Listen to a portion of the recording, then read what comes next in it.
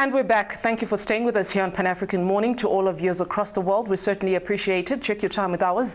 It's just gone 7:30 a.m. Central African Time, and I'm your host, AUDREY CHIMWANDA-THWALA. We take a look at some of our topical stories today.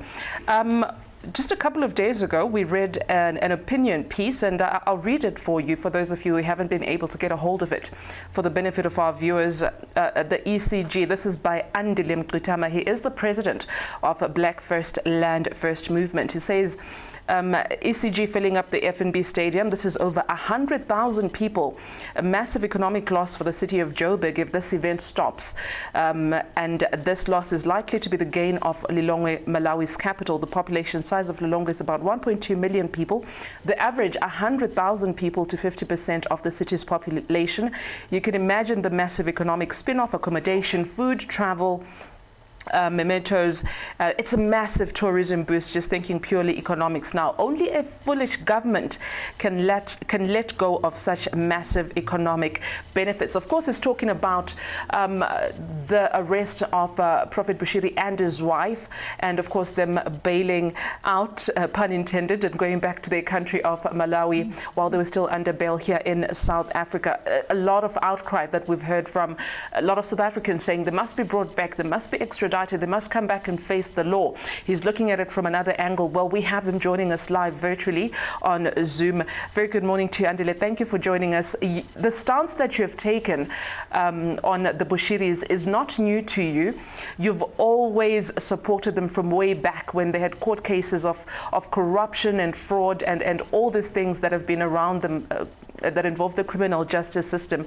So this is not new to you. But in this particular instance, you've gone into detail as to why you are in support of the Bushiris, the economic loss. Then people raise the question to say, are we then trumping the rule of law over economics? No, yes, you're right that we have always stood with the men of God. But I mean, as a movement, Black First Land First, we always stand with black people who are unjustly persecuted. And I mean, half the time, our people actually buy the propaganda of the enemy, and they end up also assisting in this persecution of our prophets and our leaders. And our job as Black First Land First is to protect black people, to stand on the side of the truth. So this, what is going on around Prophet Bushiri, from our perspective, is nothing but persecution. It's a difference. Prosecution is when somebody has done something wrong, and then you follow the rule of law, you make sure that they account, and there is fair trial. Persecution is what is happening with Prophet Bushiri. He has no hope to get any fair trial in South Africa. And when I started digging to try to understand why is this attack on the men of God, I mean, you have the NPA, the police themselves extorting money from the men of God. They want about 10 million rand, we hear, and if not, they keep on arresting him. He has gone to the South African government to ask for protection when his life is in danger, and the South African government has done nothing to protect him. So and then people refuse to see all this. But when I was starting to dig deeper, I realized that no, man, actually there is a big economic war which is going on around Prophet Bushiri, and the white monopoly capital that controls South African economy, is our view, is aware about this power, this economic power, and that is why he's been attacked. And you can look at the figures yourself.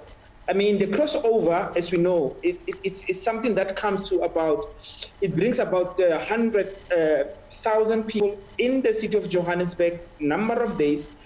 Tshwane is the biggest loser. By the way, there's a scientific study by the University of Tshwane, the Technology University of Tshwane, has come up with a study that shows the economic contribution of ECG into Tshwane.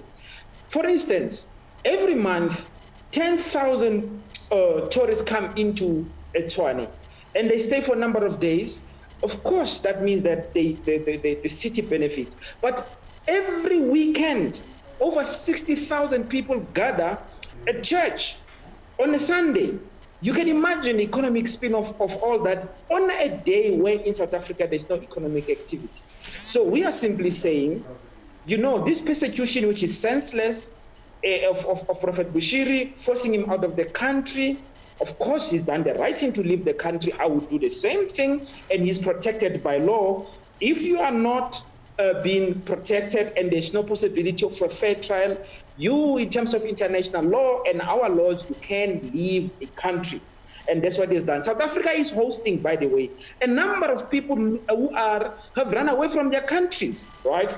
And these are actual criminals, unlike the Prophet, who we know is just being hounded and persecuted because he's black, he's young, he's gifted, and he's threatening establishment, the white establishment, as a matter of church or as a matter of the economy. So we are simply actually looking at the numbers now and saying, these numbers tells a bigger story than what the South Africans have been told. And we're a country that needs jobs. We think that is economic development. And I have to ask you this question before we proceed any further. I'm sure it's of public interest when people normally hear leaders such as yourself siding with somebody who is seen as, you know, having evaded the criminal justice of South Africa, disrespected it in all aspects. Of course, that is their perception. People then wonder to say, do you have a personal relationship with the ECG leader as BLF or as ANDILE MNXITAMA? Would you care to take us into your confidence in that regard? In fact, I respect the man of God a lot. I would love to have a personal relationship with him. I don't have it at this moment, right? So, but our support for Prophet Bushiri is principled. We are saying, I mean, everyone, yourself included, when you are persecuted, no chance of getting a fair trial. When the state, the police themselves, remember, Prophet Bushiri has opened criminal charges against this police. The very same police, exactly the same police, are the ones that keeping on harassing him, keeping on arresting him, keeping on creating these fake stories around him because they want to get money. What has the South African government done with the police that are persecuting Prophet Bushiri? Nothing. What has the South African government done with the reports that he has given them about his own life, his life being under danger, in danger? Nothing. So if you look into international law, when you are persecuted, no chance of even the, I mean, I've read in the SAGA protocol, people talk a lot, they don't read. I read the SAGA protocol. If you go to Article 4, it is absolutely clear that it insists that people must have a fair trial, people's rights must be protected. So this protocol on extradition, which people think they can rely on, in fact, it defends and protects the rights of Prophet Bushiri. From our point of view, he's done the right thing to move away from point of danger. Remember what he's saying. He's not running away. He's saying, please ensure a number of things that can make sure that I get a fair trial and also my life is protected. Those are reasonable and legal demands, which clearly our government is not willing to meet. Why not then allow the criminal justice system to take its course? Would it not be prudent to do that? I understand the South African government and the Malawian government or the prosecution departments are in collaboration to make sure that he is then extradited to come back to South Africa and face the full might of the law. You do not trust that process to happen fairly? No, we don't trust that at all. Without meeting the demands that have been made by the Prophet, there is no possibility of a fair trial. And only a foolish man or woman will go into a kangaroo court, right, where your guilt is predetermined, where a whole gang using the criminal justice system wants you to go in jail whether you are guilty or not. Only a foolish person would do so. But what kind of a precedence are we then setting, Andile, if suspects are allowed to make demands about how they want to be prosecuted, not persecuted, but prosecuted? What kind of a precedence are we setting for would-be suspects that come after him if we allow that? The worst thing that we can do as a country is to take an innocent person, clearly with evidence that he will not see a fair trial, persecuted by the state, neglected by the government. The worst thing, the worst precedent we can do as a people that claim to protect and defend democracy is to put an innocent person, undermine their rights. You know, in South Africa, there's a whole thing that innocent until proven guilty. In this case, already he's been treated as a guilty person. And he's not saying, and we're not saying he must not account. We are simply saying, let the rule of law be observed. You can't insist where there's evidence that somebody will not get a fair trial, that they should actually go and surrender to a situation where the rule of law is already undermined. Meet the reasonable legal demands made by the Prophet, and we will all be happy to see him stand trial. The Bushiris are facing very serious charges, and in particular, Shepherd Bushiri himself. There's not only allegations of money laundering and fraud, there's also allegations of rape. In a country like South Africa, where this issue is really endemic, where women really are being hounded and being raped and abused every single day, and the numbers are escalating. If you listen to the minister yesterday was talking about the numbers that keep escalating, would it not be wise for an organization as yourself to really allow the criminal justice system to take its course? I mean, if he is innocent, then there should be nothing to worry about. You see, they're piling things. They are really desperate. It was money laundering and this, that. Now they've quickly gone around. They say, no, there's also even rape charges. We must not allow the government, desperate to persecute an innocent man, to use something as serious as rape for political expediency. We must not allow that. You know, Black First Land First last week wrote to the NPA.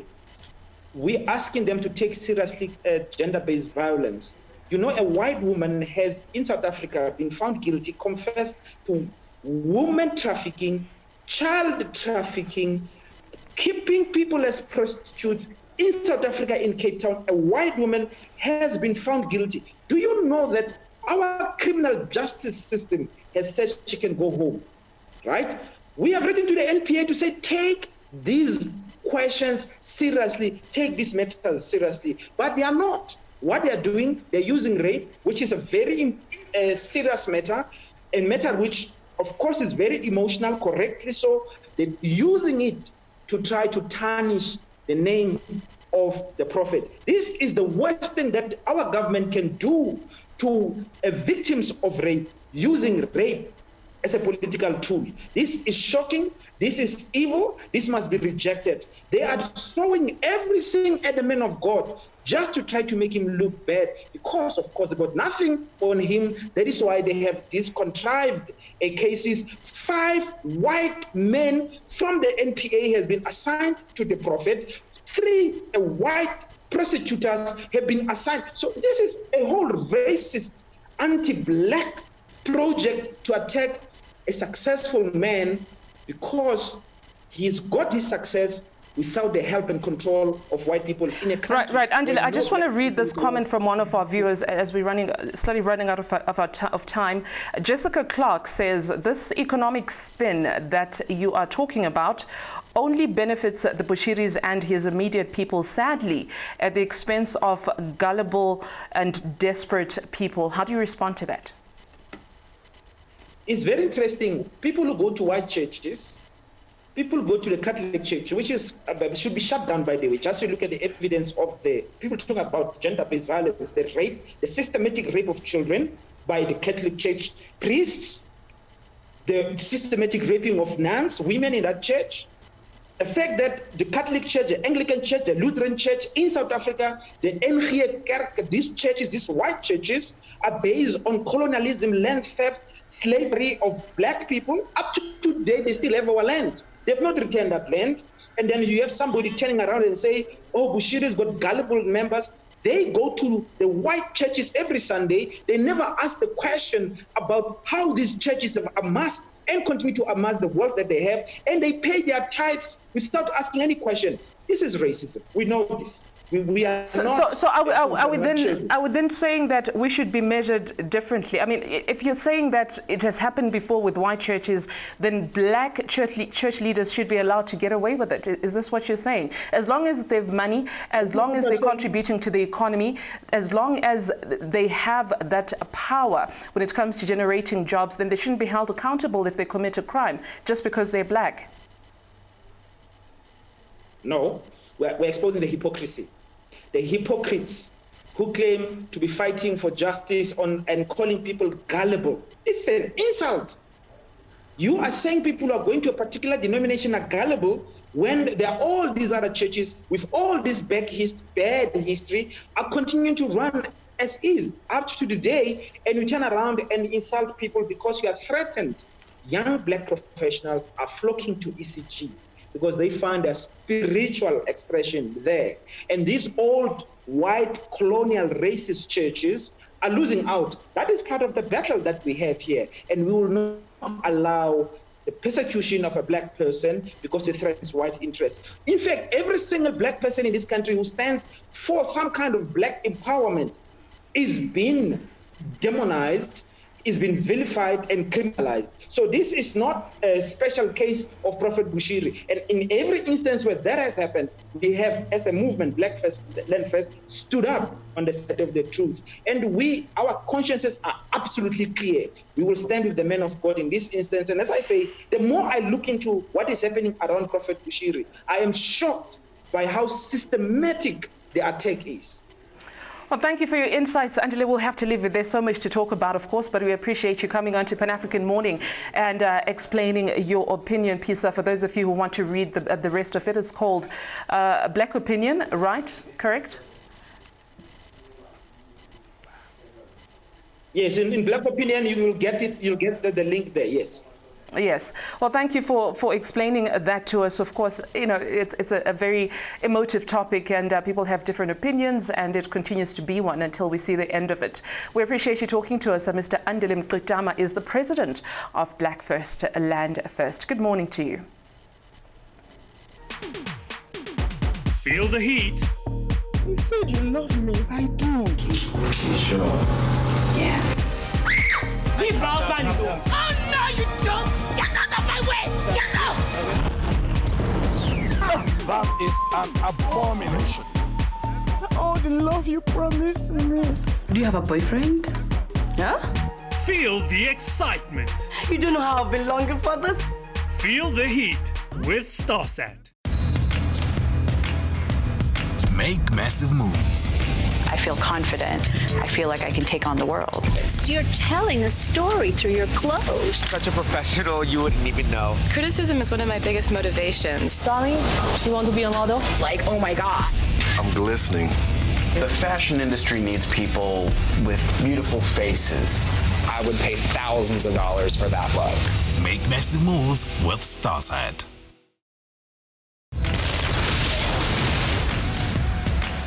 Make massive moves. Deceiver!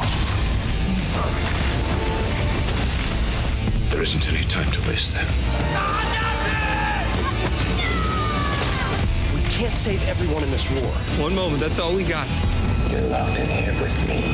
Make massive moves with Starsat.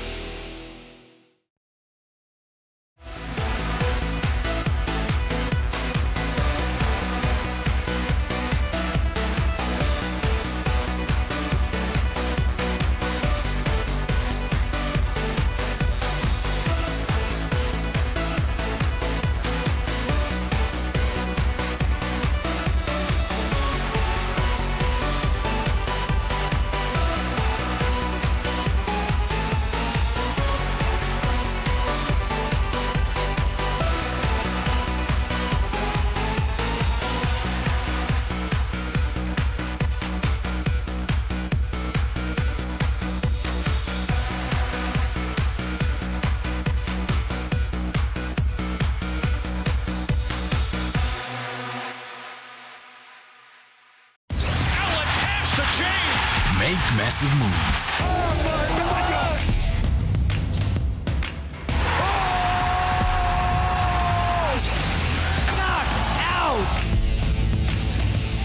WBC Continental Americas champion.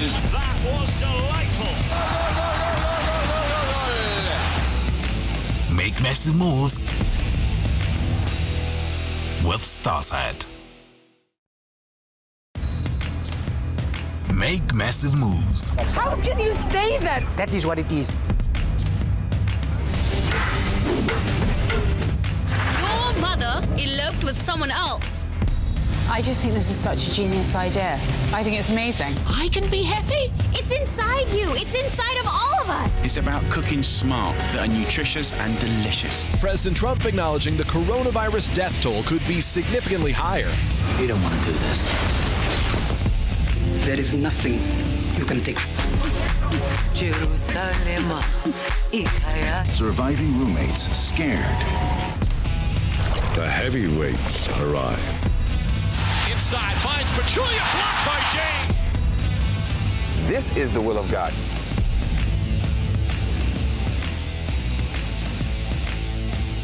Make massive moves with Starsat. This is just the beginning. Make massive moves. Get out!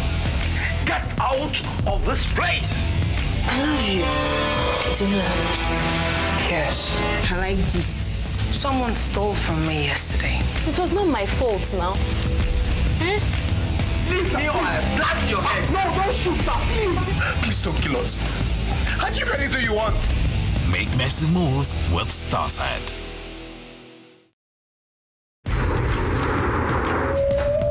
Make massive moves. The space race has already started. Russia had got the first object into space. The coast is as wild today as it was when Europeans settled the continent. Enormous beasts with enormous thirst. The teens are primed and ready. They got the first animal into space, and they got the first person. Time to see what the boys can do. Make massive moves with Starsat.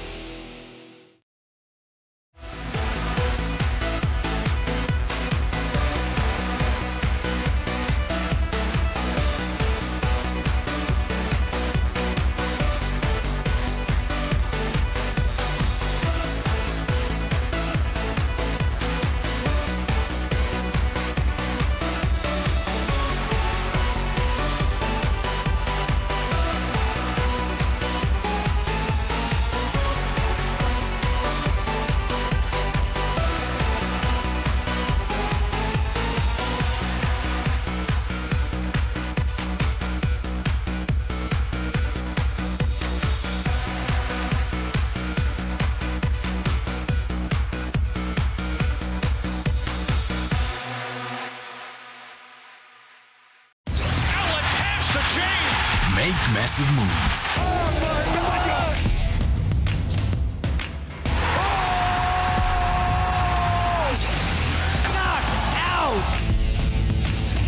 And WBC Continental Americas champion. That was delightful.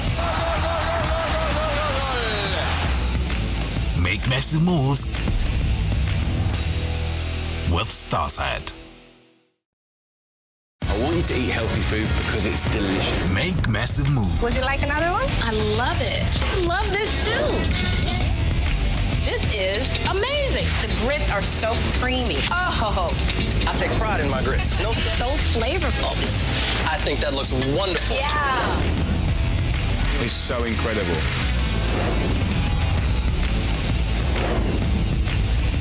Make massive moves with Starsat. This is just the beginning. Make massive moves. Get out! Get out of this place! I love you. Do you love me? Yes. I like this. Someone stole from me yesterday. It was not my fault now. Eh? Leave me or I blast your head! No, don't shoot, sir, please! Please don't kill us. I'll give you anything you want. Make massive moves with Starsat. Welcome back. Now, Health Workers Union NEHAW is upset with the government over the permanent jobs for community health workers. The union is demanding that the health department employ community health workers on a permanent basis. NEHAW President says they will do all they can to ensure that the government complies to their demands. He said they will also utilize every avenue, including taking to the streets to compel the government to adhere to their demands. So you had a press conference today. You're going to go on strike on Thursday, but you're not being heard regarding your concerns, which you've been talking about for some time now. Well, it's a number of years. I also learned today during the interviews that at one stage health community workers took the government into court, and there was a favor. The judgment was on their favor.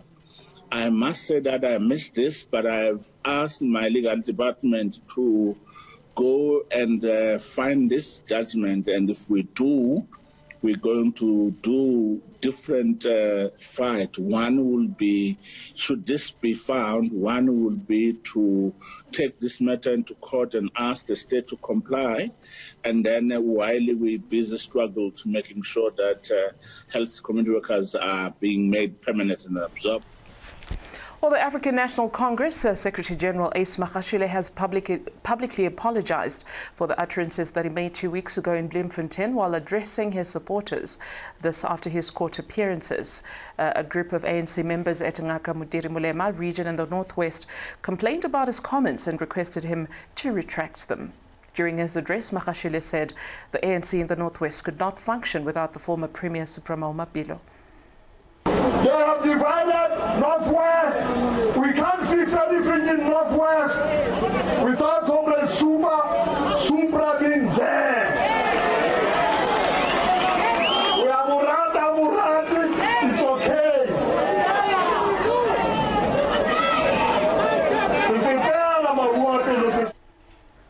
Well, these comments, the ones that angered some of the ANC members in the Northwest, they say that such utterances are further sowing divisions within the party. Members petitioned the ANC leadership during their visit in Mahikeng on Monday. They requested a retraction from Magashule. The party's National Working Committee then descended on the province to address the issues ahead of the branch, regional and provincial conference. Branch members at Ramotsere Moila Municipality Dinapole read a memorandum received by Magashule. We therefore call upon the NEC and NWC to urgently attend to the following. Call upon the Secretary General, Comrade Ace Magashule, to retract the statement made in Bloemfontein after his appearance in court while addressing those who went to support him, that the ANC in the Northwest can only function on the basis of the presence of Comrade Suprema Umapilo. His statement is wrong as it creates that an individual is bigger than ANC. It has a potential to create division and can impact negatively.